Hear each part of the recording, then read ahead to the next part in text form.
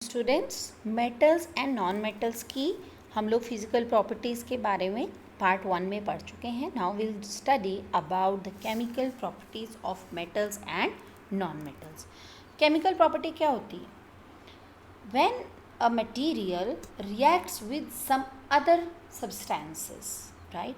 या हम कह सकते हैं कि जब भी कोई सब्सटेंस किसी दूसरे से रिएक्ट करेगा तो उसमें कुछ ना कुछ केमिकल चेंज आता है, right? And it undergoes a chemical reaction. So इसमें हम लोग मेटल्स और नॉन मेटल्स की दूसरे सब्सटेंसेस के साथ रिएक्शंस को स्टडी करेंगे. तो सबसे पहले हम बात करते हैं रिएक्शन ऑफ मेटल्स और नॉन मेटल्स विद ऑक्सीजन. तो इसके लिए हमने एक एक्टिविटी परफॉर्म की है.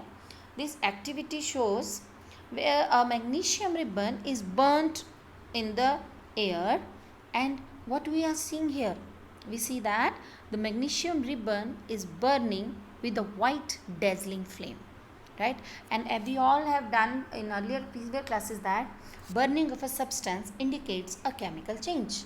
तो यहाँ पर जब मैग्नीशियम रिबन बर्न हुआ है तो कोई केमिकल चेंज भी हुआ है, राइट? यहाँ हुआ क्या, जो हमारा मैग्नीशियम रिबन है दैट बर्न्स इन एयर, और एयर में से वो ऑक्सीजन के साथ रिएक्ट करता है और एक वाइट कलर का पाउडर बनाता है, and that is magnesium oxide, right? So that means it has gone under chemical change.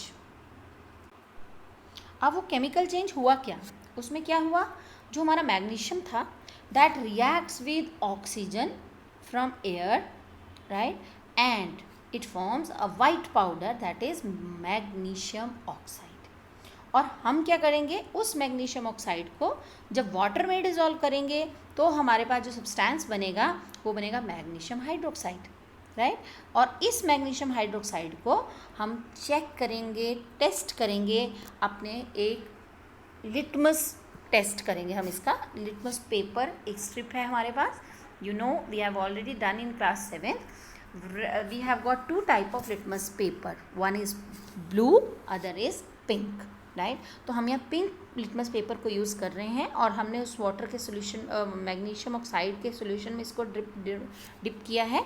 And what we see here, now the colour is changing from blue to pink to blue, right? This change in the color from pink to blue indicates that the solution which is formed here is basic in nature, right? तो हमारे पास जो एक ये simple conclusion इस activity से ये निकलती है कि metals react with oxygen to form basic oxide, right? अब सभी मेटल्स की रिएक्शन जो है वो सेम नहीं होती. Some metals are highly reactive, they are so reactive that they react with oxygen even at room temperature. हम इसको बर्न भी करने की ज़रूरत नहीं रहेगी and they will just catch their fire even, और they may form their oxides. अगर हमने पोटेशियम लिया तो पोटेशियम का ऑक्साइड बना, सोडियम लिया तो सोडियम का ऑक्साइड बना. So metals react with oxygen to form basic oxide, right? अब हम नॉन मेटल्स की बात करते हैं. तो नॉन मेटल्स की रिएक्शन को ऑक्सीजन के साथ देखने के लिए now will perform another activity where we have taken, इसको फ्लैजरेटेड स्पून बोलते हैं हम लोग. इसमें एक हैंडल वाली स्पून है, उसमें हम लोग ने स्मॉल पीस ऑफ चारकोल को बर्न किया. And we all know charcoal contain carbon which is a non metal. तो कार्बन जब ऑक्सीजन में चलेगा तो उससे क्या बनेगा, carbon dioxide gas, right? And when this carbon dioxide gas now we have dissolved in water, और उसको हमने टेस्ट किया है अपने ब्लू लिटमस से.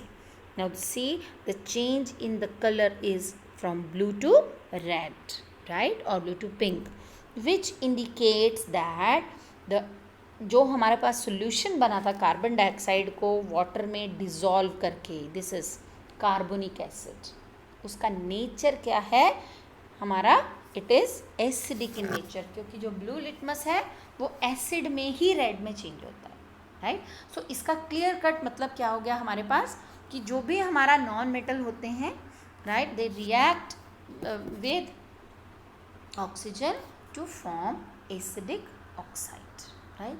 तो एक कंक्लूजन हो गई हमारी मेटल्स और नॉन मेटल्स की रिएक्शन विद ऑक्सीजन के साथ। मेटल्स बेसिक ऑक्साइड बनाते हैं और नॉन मेटल एसिडिक ऑक्साइड बनाते हैं। अब हम बात करते हैं reactions of metals with water, right.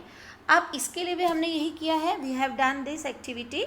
एक हमने ये टेस्ट ट्यूब लिया है, इस टेस्ट ट्यूब में हमने थोड़ा सा पानी लिया, water we have taken and a small piece of magnesium. अब अभी हमने पीछे बात की थी, जैसे ऑक्सीजन के साथ मेटल्स की रिएक्टिविटी डिफ़र करती है, सिमिलरली वाटर के साथ भी उनकी रिएक्टिविटी डिफ़र करती है। तो यहाँ पर हम जो मैग्नीशियम डालेंगे वो डायरेक्ट हमारा वाटर से रिएक्ट नहीं होगा जब तक हम उसे हीट नहीं करेंगे। तो हम यहाँ पे मैग्नीशियम के रिबन को हीट कर रहे हैं और हमने ऊपर क्या किया, एक इन्वर्टेड टेस्ट ट्यूब कर रखी है, उल्टी करके उसको कवर कर दिया एक टेस्ट ट्यूब से, सो दैट उसमें से कुछ भी अगर गैस निकल रही है तो that collects here in the upper test tube, right.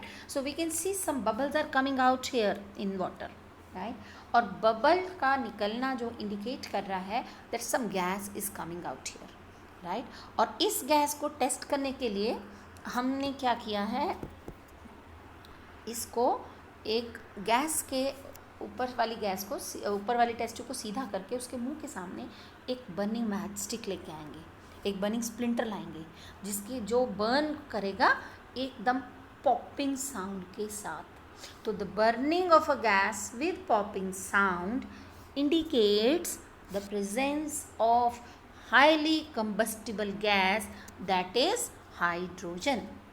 तो जो मेटल्स हैं दे react with water to form their some hydroxide or oxide as well and release hydrogen gas। और हाइड्रोजन गैस को टेस्ट करना है तो it shows a popping sound, burning with a popping sound, ठीक है।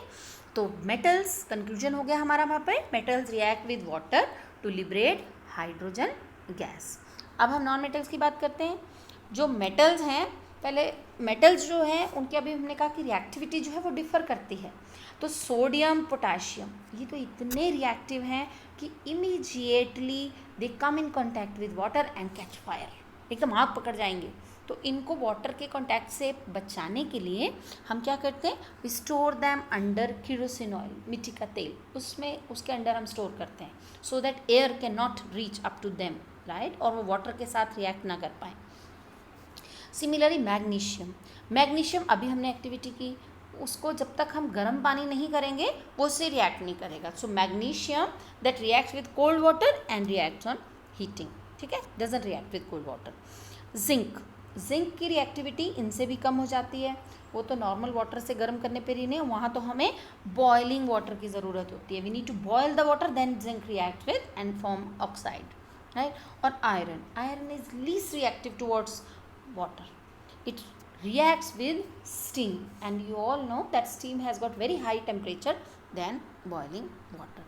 तो metals they differ in their reactivity with water.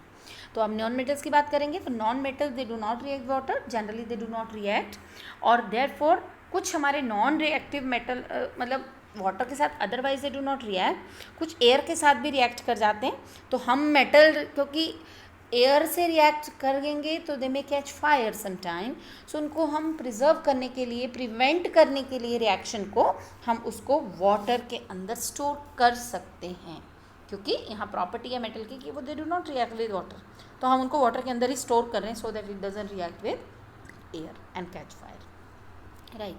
सो एक हमारी जो थी मेटल और नॉन मेटल की कंक्लूजन यहाँ रिएक्शन वाटर के साथ होती है कि मेटल वाटर के साथ रिएक्ट करते हैं एंड लिबरेट हाइड्रोजन गैस, और नॉन मेटल रिएक्ट नहीं करते, right. Then next is the reaction of metal with acids. अब एसिड से रिएक्शन के लिए भी हमने वही किया, हमने यहाँ पर we have taken dilute hydrochloric acid और उसमें हमने कुछ आयरन नेल्स टिप कर दी हैं, और हम यहाँ भी देख रहे हैं that some type of bubbles are coming out here। तो जैसे बबल आ रहे हैं we know that some gas is there, तो उसके ऊपर हम लोग एक inverted test tubes हमने रख दी है so that the gas which is coming out from this mixture is collected in that tube। और उस गैस के आगे हम एक बर्निंग मैच स्टिक लेके आते हैं, तो same happens here, it burns with the popping sound. तो पॉपिंग साउंड का मतलब क्या हो गया कि presence of hydrogen gas is there. तो यहाँ हुआ कौन सी रिएक्शन है, जो आयरन मेटल था that has reacted with hydrochloric acid to form salt, और सॉल्ट के साथ ही उसका बन जाती है यहाँ पर हाइड्रोजन गैस। ठीक है, ऐसे हमारे पास जिंक मेटल भी हो सकता है। यहाँ पर आप एक स्मॉल जिंक का पीस भी डाल देंगे which reacts with hydrochloric acid और sulphuric acid and form it salt plus hydrogen gas. तो हमारे पास एक कंक्लूजन क्या आ जाती है कि metals react with dilute acids to liberate hydrogen gas. अब यहाँ पर भी मेटल्स की बात करेंगे कि हमारी जो मेटल्स हैं एसिड के साथ रिएक्टिविटी उनकी भी डिफ़र करती है। They are not equally reactive towards acids. Some metals like copper, lead, they do not react with dilute hydrochloric acid. Dilute का मतलब होता है जिसमें हमने कुछ अमाउंट ऑफ वाटर ऐड किया हुआ है, but they may react with sulphuric acid and nitric acid, but hydrogen नहीं लिबरेट करेंगे, जो जनरली प्रॉपर्टी होती है मेटल्स की। तो metals like gold and platinum they are so least reactive they do not react with acid at all. वो react ही नहीं करते हमारे नॉर्मल डाइल्यूट एसिड से। ठीक है, तो हमारे पास जो मेटल्स हैं उनकी रिएक्टिविटी भी एसिड की तरफ डिफ़र करती है। तो नॉन मेटल्स की बात करें तो non metals don't react with acid. Some non metals like sulphur, phosphorus, they react with hot concentrated sulphuric acid और nitric acid but do not liberate hydrogen gas. Metals की तरह रिएक्ट डाइल्यूट से तो करते ही नहीं है, कोई हॉट कंसनट्रेटेड से करेगा भी जिसमें वाटर हमने बिल्कुल भी ऐड नहीं किया हुआ है और वो भी हॉट कंडीशन में, तो वो रिएक्ट कर सकता है और कुछ हमारे कंपाउंड्स बना सकता है, बट हाइड्रोजन गैस लिबरेट नहीं होगी। तो एक डिफरेंस मिल गया हमें मेटल और नॉन मेटल की रिएक्शन विद एसिड्स के साथ। मेटल एसिड के साथ रिएक्ट कर रहे हैं और हाइड्रोजन गैस लिबरेट कर रहे हैं, और नॉन मेटल एसिड के साथ रिएक्ट करके हाइड्रोजन गैस लिबरेट नहीं करते जनरली, तो दे डू नॉट रिएक्ट, राइट। तो हम यहाँ पर मेटल और नॉन मेटल की एक टेबुलर फॉर्म में डिफरेंस देख लेते हैं केमिकल प्रॉपर्टीज़ में। सबसे पहले मेटल्स की रिएक्शन ऑक्सीजन के साथ। मेटल जो है they react with oxygen and form their oxides, और ऑक्साइड्स का नेचर कौन सा था, बेसिक। और non metals react with oxygen to form acidic और neutral oxides. Metal react with water, metal water के साथ रिएक्ट करते हैं और हाइड्रोजन गैस को लिबरेट करते हैं, और नॉन मेटल तो रिएक्ट ही नहीं करते।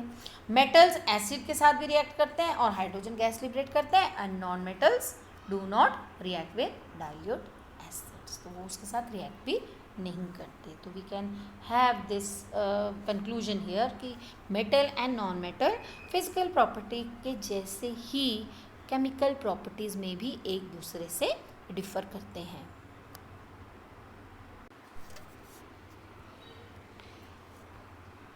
अब हमारे पास क्या होता है कि जब एक मेटल किसी दूसरे मेटल के कांटेक्ट में आएगा या दूसरे मेटल के सॉल्ट के कांटेक्ट में आएगा तो क्या होगा।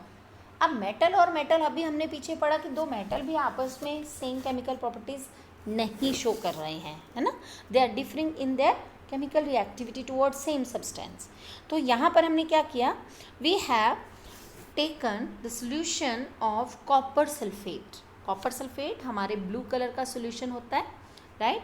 तो उसमें हमने क्या किया, एक मैग्नीशियम रिबन को डिप कर दिया, जो फर्स्ट वाली रिएक्शन में हमने बर्न किया था वो वाला। Now we after some time what we see they that colour of the solution is changing, right, it has change from blue to colourless, और जो हमारा मैग्नीशियम रिबन है उसके ऊपर रेडिश ब्राउन कोटिंग जो है वो डिपॉजिट हो जाती है, राइट। तो ये हमारी एक केमिकल रिएक्शन हुई है, और इसमें हुआ क्या कि हमारे पास दो मेटल यहाँ पर थे, ठीक है।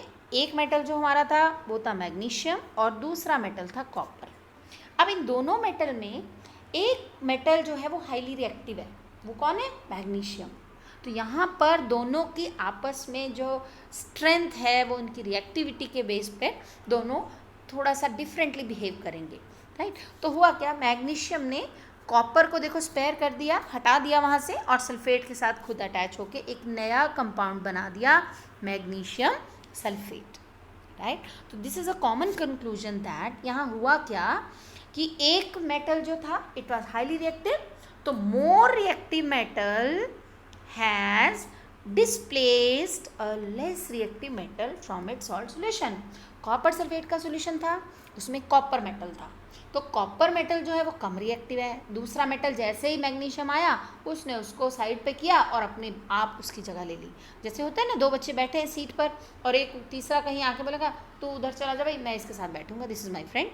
तो क्या हुआ वहाँ पर, एक का प्लेस चेंज हो गया, right. So this is known as displacement reaction, a reaction in which a more reactive metal displaces less reactive metal from its salt solution.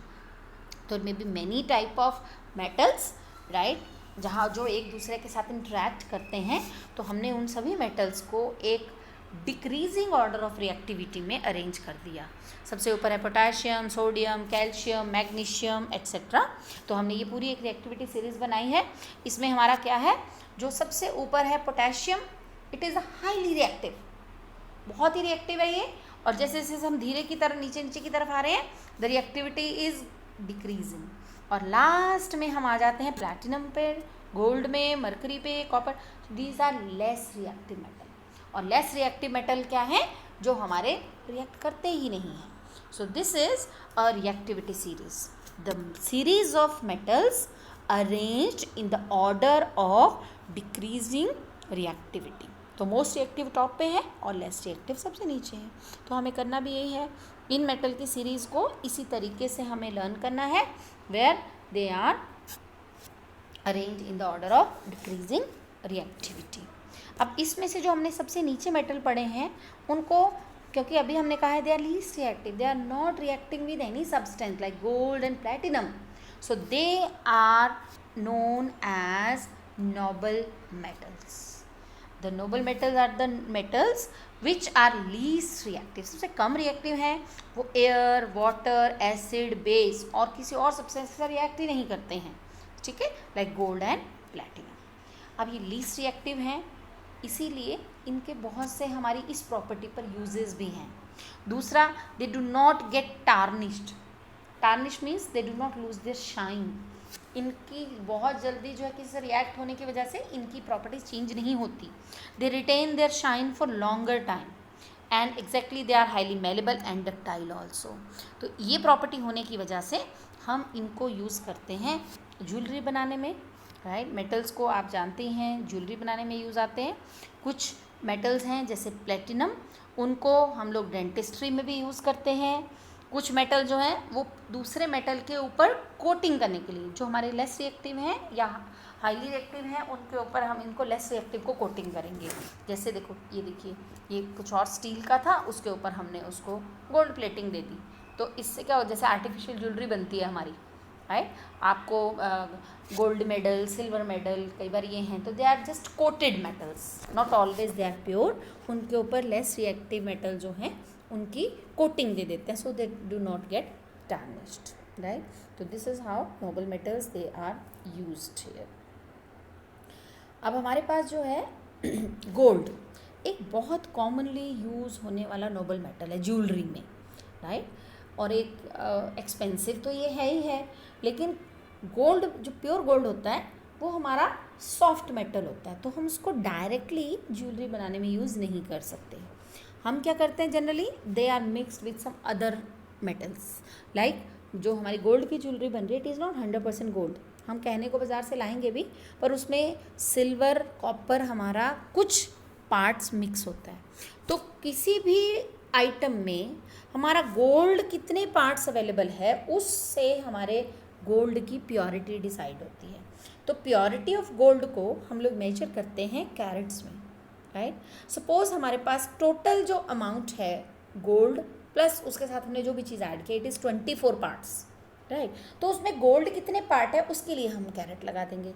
Suppose हमारे पास 24 पार्ट्स गोल्ड है, राइट। तो अब उसमें एक भी पार्ट हमारा दूसरा नहीं है, लेकिन जो हमारी ज्वेलरी है, ये देखिए यहाँ लिखा 20 कैरेट गोल्ड।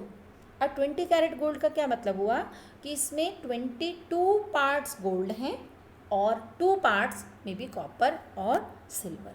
तो किसी भी ज्वेलरी आइटम के पास जब आपको कैरेट लिखा मिले, के, इट इज़ डिनोटेड बाय के, राइट, तो आप समझ जाइए कि इसमें सिर्फ इतने पार्ट गोल्ड है।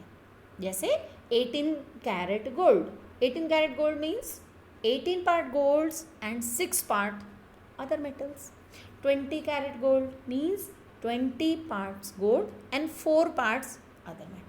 टोटल मिलके बनेगा 24 पार्ट्स, तो और बाकी जितना भी उसमें गोल्ड और उसकी हमें रेशियो रखनी होती है. So they make jewellery by mixing with some other metals in it. जो हमारे मेटल्स हैं वो बहुत हमारे डेली लाइफ में यूज़ में आते हैं. कॉमन यूज़ होने वाले हमारे मेटल्स हैं जैसे आयरन. आयरन एक बहुत ही कॉमन यूज़ होने वाला मेटल है. उसको हम लोग water boilers, stoves, toys, pipes, tools, agriculture implements वगैरह ये सब बनाने, मशीन्स वगैरह बनाने में यूज़ करते हैं. फिर सेकेंड मोस्ट कॉमनली यूज़ होने वाला मेटल हमारा है वो है aluminium. Right, aluminium it is used for making aircraft bodies. Aircraft bodies जो हैं वो बिकॉज एयर में जो चीज़ फ्लाई करेगी that should be very light. Right, तो हम वहाँ एक मेटल का यूज़ कर रहे हैं, ड्यूरेबिलिटी भी चाहिए उसकी, तो मेटल वहाँ पर लाइटेस्ट मेटल हम यूज़ करते हैं, it is aluminium. So it is use to make cooking vessels also. हमारे पास थिन उसकी फॉइल्स भी बनती हैं for packing food stuffs and medicines. Then copper. Copper is used for electrical fittings. इसको तारे बनाने में यूज़ करते हैं, कुकिंग वेसल बनाने में यूज़ करते हैं. Silver also is use to make jewellery. साथ ही साथ सिल्वर को हम लोग थोड़ा गोल्ड से ज़्यादा यूज़ करते हैं फॉर डेकोरेटिव पीसेस आइटम है. कहीं हमारे पास स्टैचूज़ बने हुए हैं, मूर्तियाँ गॉड की, हम लोग दिवाली पे भी एक दूसरे को गिफ्ट करते हैं. कई तरह के टेबल वेयर्स, यूटेंसिल्स, कटोरी, स्पून, ऐसी ग्लासेस, ठीक है, ये भी हमारे पास बनाए जाते हैं सिल्वर से. और एक जगह हम लोग सिल्वर को फूड आइटम्स की डेकोरेशन में भी यूज़ करते हैं. हम लोग थोड़ी सी एक्सपेंसिव जो हमारी कॉस्टली मिठाइयाँ हैं like kaju katli and all, they are decorated with very thin, बिल्कुल उनके ऊपर, क्योंकि हाईली मेलेबल है तो उसको हम बिल्कुल पेपर लाइक लुक दे के उसको फूड को डेकोरेट भी कर सकते हैं. सिमिलरली सिल्वर जो है वो हमारा बेस्ट कंडक्टर ऑफ इलेक्ट्रिसिटी भी है, लेकिन हम इसको जनरली इलेक्ट्रिकल फिटिंग में यूज़ नहीं करते because it is very costly, तो उसकी जगह हम कॉपर यूज़ करते हैं. लेकिन जहाँ हमें हाई प्रिसीजन चाहिए, हाई प्रिसीजन का मतलब होता है बहुत ही हमें क्लियर कट, बहुत सही चाहिए, जैसे कंप्यूटर के पार्ट्स में, तो वहाँ पर हम सिल्वर को यूज़ करते हैं गोल्ड के साथ. राइट, ऐसे ही अब हमारे पास आते हैं कुछ uses of non metals. Non metal भी हमारे कॉमनली यूज़ में हैं जैसे नाइट्रोजन. नाइट्रोजन को हम, nitrogen is one of the essential element for the growth of plants, तो इसको फर्टिलाइज़र बनाने में यूज़ करते हैं. फॉस्फोरस हमारा मैच बॉक्स इंडस्ट्रीज, माचिस की जो तीली के आगे मसाला लगा होता है ना, वो हमारा फॉस्फोरस का बनता है, उसको फर्टिलाइज़र इंडस्ट्री में भी यूज़ करते हैं. आयोडीन, आयोडीन को हम एंटीसेप्टिक मेडिसिन बनाने में यूज़ करते हैं.